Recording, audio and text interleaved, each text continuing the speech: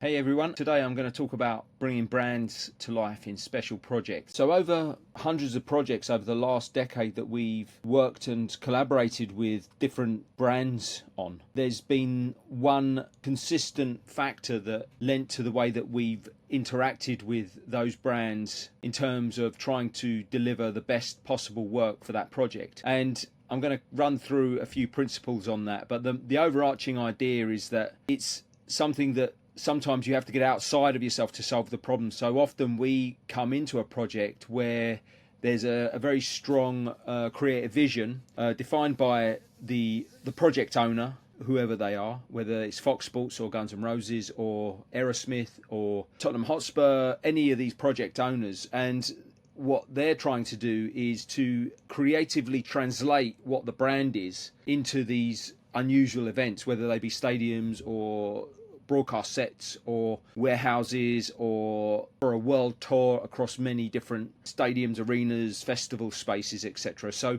we often come into these projects and very quickly work out that what's needed are these ideas that translate the brand into these environments. So I'll take you through a series of ideas that help any brand in trying to tackle these special projects to get the most effective solution out of the process. So I'm Dan Potter, and I've honestly had the luck and the privilege of working with so many different brands, not just at Creative Works, but going back 10 years working with Virgin Media, working with Virgin Atlantic, the Royal Mail, Hertz, Umbro, Adidas. I've worked with so many different brands, and it's always the same, is how do we take that idea of what the brand is and then translate it, given that there's no sort of like brand book, playbook for these opportunities, how do we take those brands and then translate them into these special environments? And there is one overarching thought which I'm going to discuss here around the idea of getting outside of yourself to solve the problem. Like a very, very rudimentary typical structure, in the sense that there's always a project owner. There's always somebody out there that wants to do something cool. You know, they've got a Super Bowl broadcast to deliver, or they've got a world tour to deliver, or they have some kind of competition to deliver. Within that team, there's an in-house production team. So there's a sort of an incumbent team that day in, day out do the work that makes the brand what it is. And then there's always some kind of on-site production group that's outside of the in-house team, because these are special projects and there's not always to have those people on site. So you have people like us that come in and work with those project owners, those in-house teams, and then those on-site production groups, and almost like a satellite to the project owner. So we come and sit with the project owner, and our conversation is about several points, and the points that I'm going to discuss now are going to sort of like be the basis of this talk is about. And those 3 points generally are: what's the story, like what story are we trying to tell in this unique event, this unique moment? And there's always a story to be developed, and it's always important that there is a story to be developed. What's the run of show? Like, when does it start? And then the stages through that process to when it ends. There's always a time frame. There's always a timeline. But that's another important thing. Most importantly is this idea of like kind of working backwards from the end. So where's the vision? What are we aiming for? And often that's at this point we're discussing that with the project owner to make sure that we know what the aim is. We know what the framework in terms of timeline is across time, from start, middle to end. And then also one of the most important parts of the project to get right is what's that story. So generally we will work on those ideas and ask questions that tease out those important elements, like where is it being located, who is involved, what kind of teams are involved, who's already involved at the moment, what kind of work has been done, when does this have to go live, how much time are you getting to do rehearsals, where are the rehearsals, what is the overall objective, no matter how tenuous or how like buried that objective is. Like sometimes it's to encourage future collaborators to work with you. Sometimes it's to inspire and delight the audience. Sometimes it's to encourage salesmen. Sometimes it's to just show the sport or whatever you're producing in the best light possible. So we'll work on those questions to understand mainly those three elements. And once you've got those three elements in place, then it's down to nuance. It's down to subjective design decisions, etc. So the three projects I'm going to talk about in this conversation: the Guns N' Roses World Tour in 2023 that we helped produce with Guns N' Roses. So Guns N' Roses in this instance with a project owner. They do have like people within the band that work on elements, but they don't produce the work that we produce. So they won't be producing the sort of performance graphics that we're working on. They won't be producing the walk-in elements. They won't be producing the tour creds, for example, or they won't be defining the story or the theme. What is the theme of this year's story for the tour, so to speak? And then there's the on-site production group, which are the people that go out and tour, the people that set up the stage, the people that do the rehearsals, etc.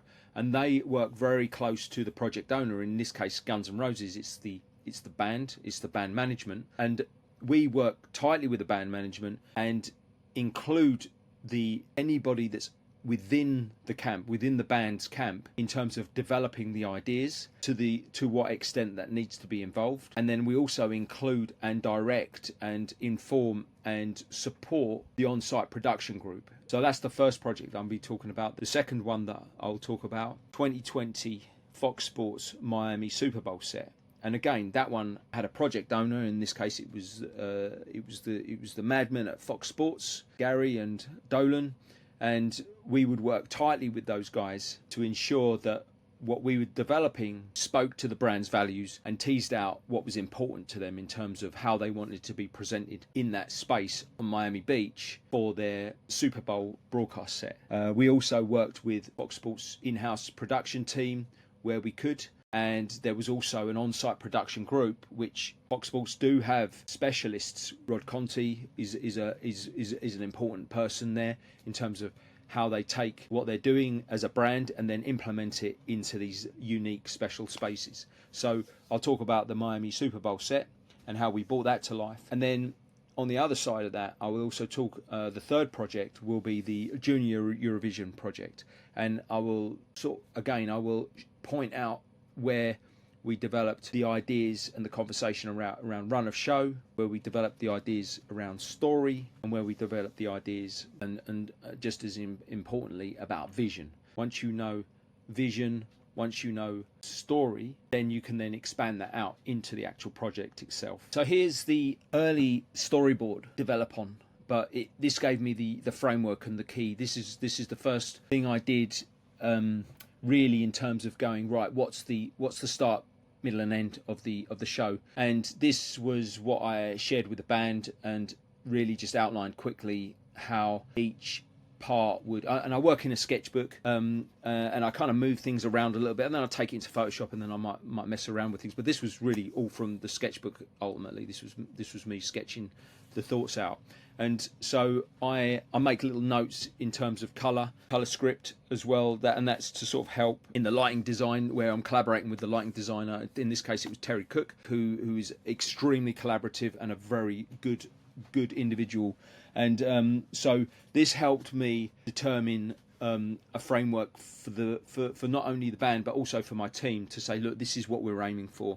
Typically for a show, for shows, the run of show looks something like this, and I've got lots of little cryptic little teasers in here where I'm sort of discussing thoughts, this is the logo, and this is about sales, etc. And then they kind of like decide on what they're going to do show to show on that side of things. So that can sometimes be quite modularly removed. So you go from the holding logo or the P1 to the P all the way through the part one of the walk-in all the way through to the show opener. So it's part one, part two, part three in this case, and then it went show opener, which is part four.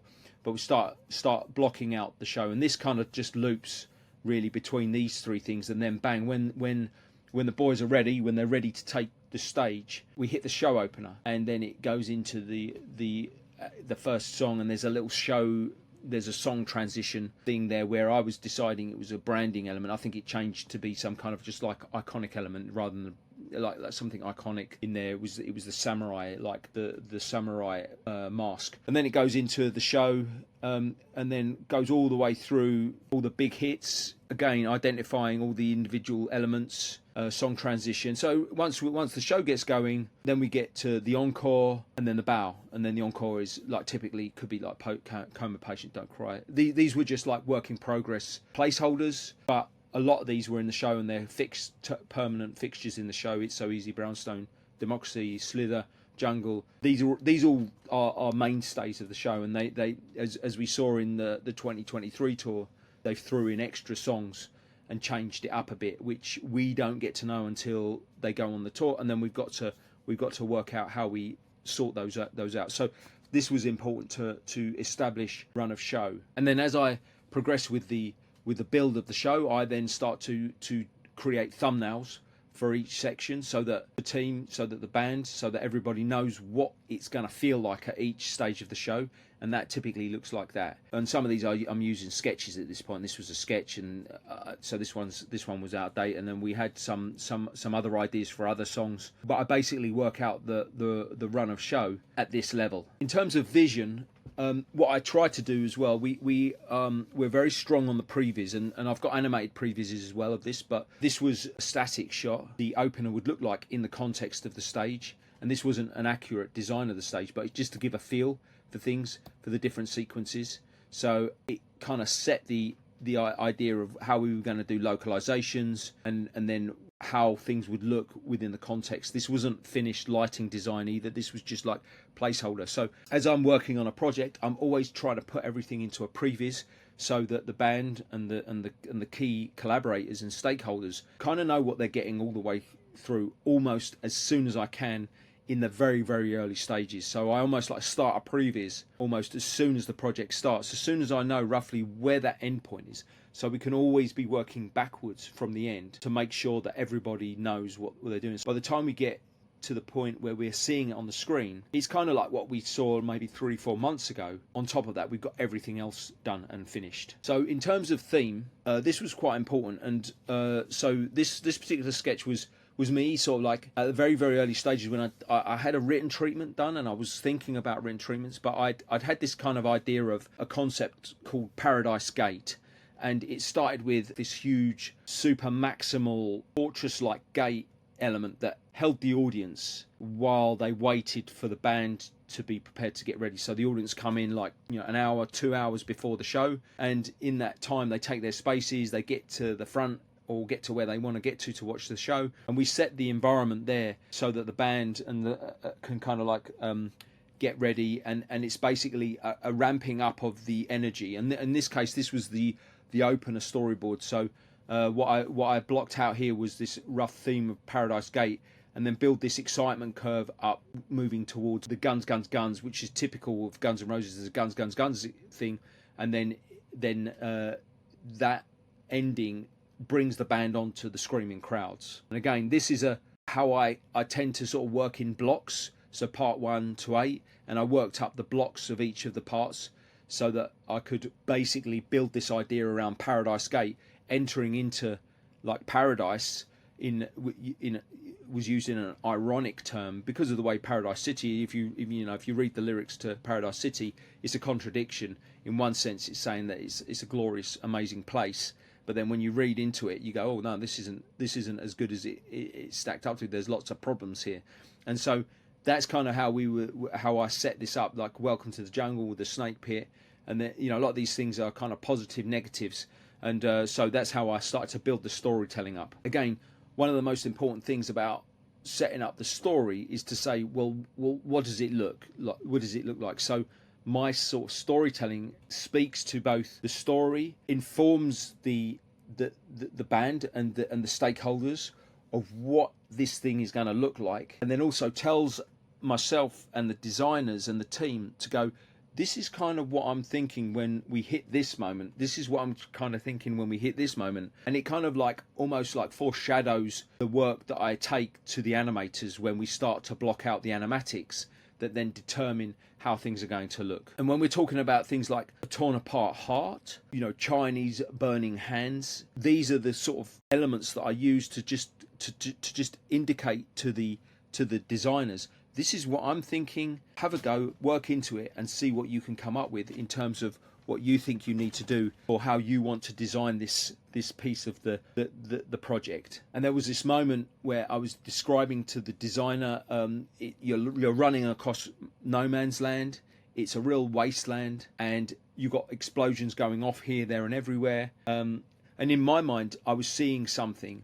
And even when I sketched it, it was kind of going in the right direction, but it was enough to give me and the designer, who was then going to spend the weeks and weeks modelling up the environments, running the cameras through, building the effects, the designer a starting point to create this environment that I was speaking about. And I was able to show him roughly how I was seeing it. It was running across the surface, it was low angle, and there was lots of like ruins and broken elements surrounding them. So here is somewhere where I started. This is me getting to the story.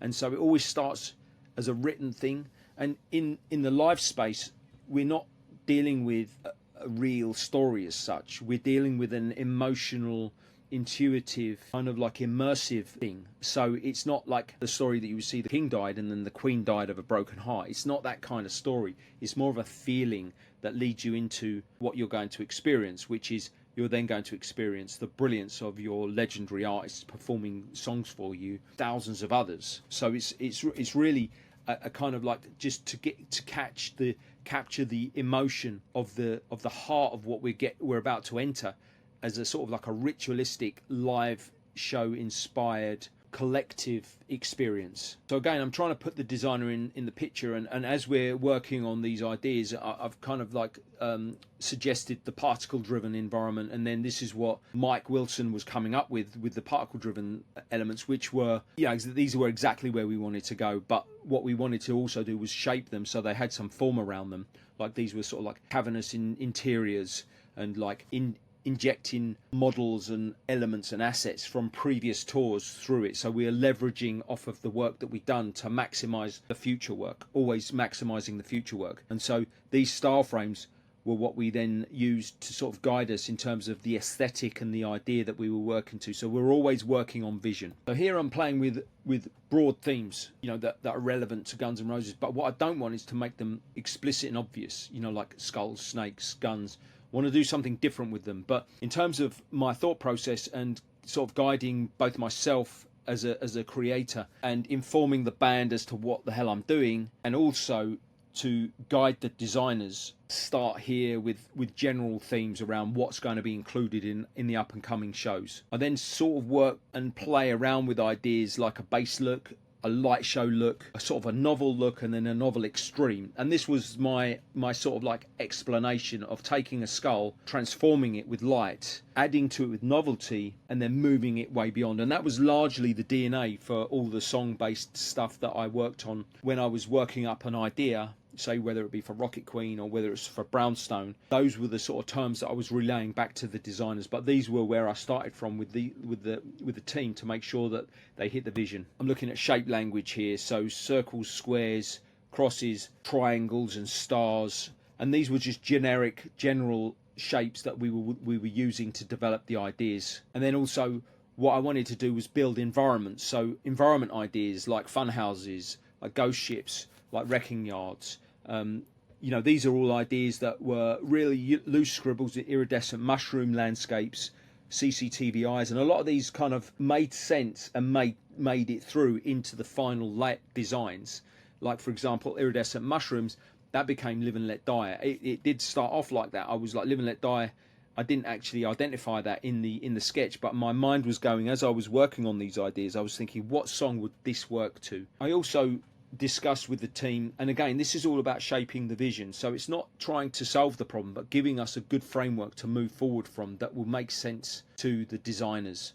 So these were about like playing with the idea of cubes rotating to reveal new environments, curved static environments, globes that rotated, cylinders, and then just straight up expanses out into world, so that you're almost like a window looking out into the world. And that's something that I've taken with me I have carried with me for a long time is when you're stuck with a postage stamp, you can kind of work out into the world. After exploring many themes and ideas, this was the sketch that spoke to me, that suggested the way forward. And what I was looking for was this sort of hyper ornate, like hard surface sort of emblem of the tour. And this would be the thing that would greet the fans at the beginning of the show. And this would be the thing that would glue each of the songs together in the form of the transitions.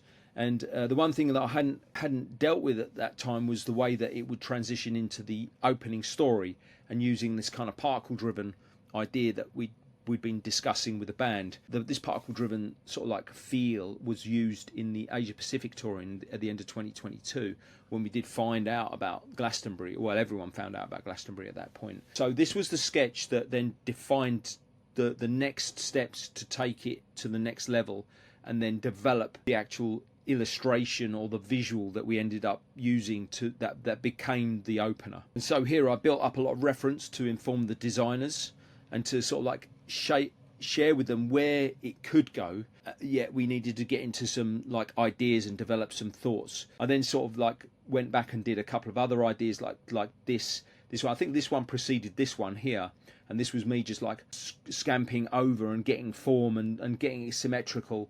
And then as we sort of developed the ideas, it gradually became something like this. So Rory Mitchell, who I've worked with for 20 years on so many projects, he started to gravitate to these kind of shapes, and sort of riffing off of the idea of the eye in the center, because initially I wanted this eye to be like a lizard-like eye. He kind of developed this eye, this real eye kind of shape that was the thing that was watching the audience. And that was another part of the concept, was that I wanted to make this kind of like this opening sort of frame feel like it was alive, like it had a sense of like personality about it. It was imbued with an entity that was kind of like watching the audience. And so I went back in and redone the sketch based off of this one, and came back to Rory and said, look, this is kind of what I'm thinking, is this kind of ornate structure. And then he kind of like took that, also used it to show him and show the designers, like this was the generic look, but then when we did Glastonbury, the Glastonbury stage looked like this, and this one here.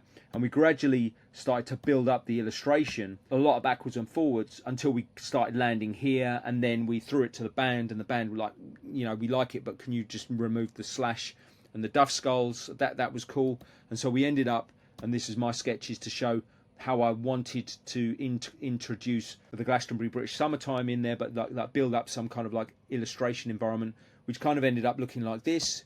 And this was for Glastonbury, and then we had one for British Summertime, which ended up becoming that. So that was the process in terms of the three ideas of run of show, of what's the story, and then showing the vision. For Junior Eurovision, again, it was the same approach, the same process. And in this project, our overarching idea was let's bloom. But in order to start the project, I started from a point. Some of the earliest and first questions I was asking was, well, what's the story? So the story and this came from Marvin Dietman, who we worked very closely with. And he said to us, well, the concept is let's bloom. What we're going to do in this particular project, referencing the work that we'd done on the general for Guns N' Roses, was to incorporate AI into the storytelling. And what the AI would do would be providing us the counterpoint to the reality of being an artist, being a young artist with an imagination, with a creative voice and an inner creative world. And then we'd find a way to tell a story that wove both of those worlds together. So the reality of the world as an artist, as they lived in the community with their family as an individual, and wanting to be somebody out in the world that was seen to be a music artist. And that was the main thrust of the parameter of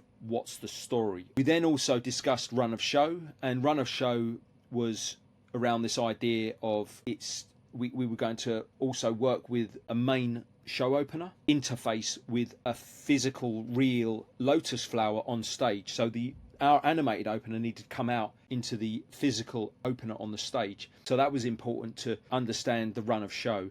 And then the last part of it was the vision, to show what are we aiming for. And so I'll in the next in the following I'll discuss how we address those three elements. So broadly, this is where we started with the storyboard, and I proposed this to myself first to make sure I understood that. I threw it back to Marvin, up the chain, so that he knew what I was working on, and then we kind of like used that collectively for the team to show the scope of work that we were aiming for. Another piece of work I did early on, after the conversations with both Marvin and RTVE, who were working with us, so they again were the sort of like the project owners, with myself and Marvin helping them manifest and visualize this vision that they were aiming to achieve. So we were sitting off to the side with RTVE, watching the whole production process and working out for ourselves how we would slot into that, so that we could interface with the production teams, with the in-house teams, to make sure that RTVE got everything that they needed to pull off the show for EBU, who are the Eurovision Song Contest owners and Junior Eurovision Song Contest owners. A great bunch of people really wanting to push their artists and bring them up and give them a voice. This was one of my early block-ins. So it was about an intro, which turned out to be the country animation intro, and it went into video footage, and then went into an AI sequence, and then went into another piece of video footage. So this was the kind of framework that everybody galvanized around. We would do video footage into AI and then an outro. And the walkout was something that would animate out into the competition itself. So that's how we developed it, and that's how kind of started. And it largely stayed the same right from the early moments. So it was really important that we had a structure very early on that we could all galvanize around, and then use as a sort of like a beacon of light to aim for. So as part of my early development on, well, what does Let's Bloom look like, and how do we merge footage with AI, I started sketching ideas around planting seeds, those flowers opening and blooming, and then weaving in ideas like exploration and creativity. So those early sort of starting points, I used my daughter as a representative of these young artists. So she was the perfect model really for me to help tell those stories, and then devise a framework that everybody could understand what we're aiming for.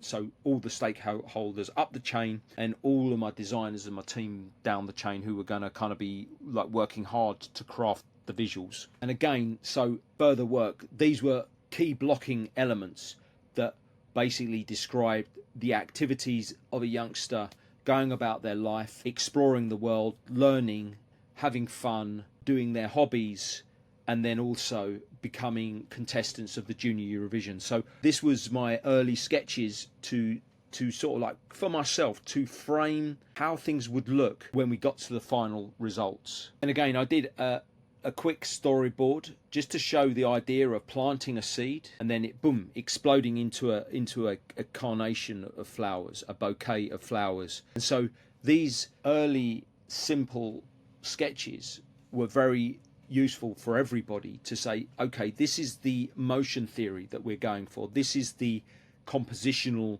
framing that we're going for.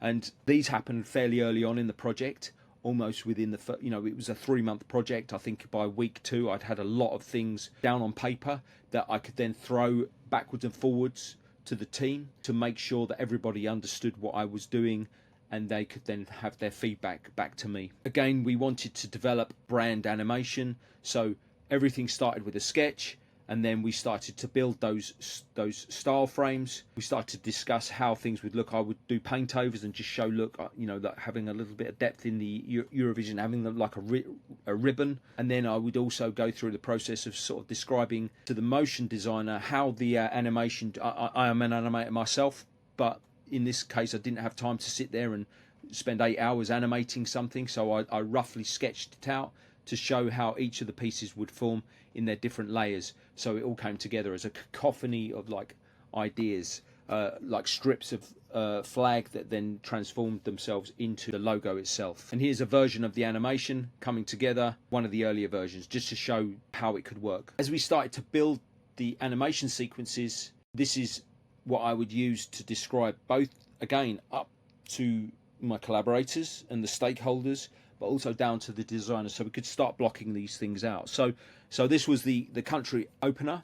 This is what it looked like, and it goes back all the way to the early storyboard. It's largely the same, and then we've got the bloom moment here. So if you went back and looked at my storyboard, my early storyboard, it's largely the same, and that's a testament to the people I was working with as collaborators and as stakeholders. They held true to the original ideas that we discussed early on, all the way down, and when we started doing the real blocking and then sharing that these would be a mix of real footage and AI, and this part would feature what we did end up doing, which was going down and filming a walkout sequence down on the ground with green screen, so we could merge the AI with the footage and create the sequence that took the artist from their imaginary creative world into the live performance. And this was one of the last storyboards I put together, and this was just to keep the team on track, so that both I personally knew what I was aiming for, and also the team and the collaborators knew, and the team. Another element that was talked about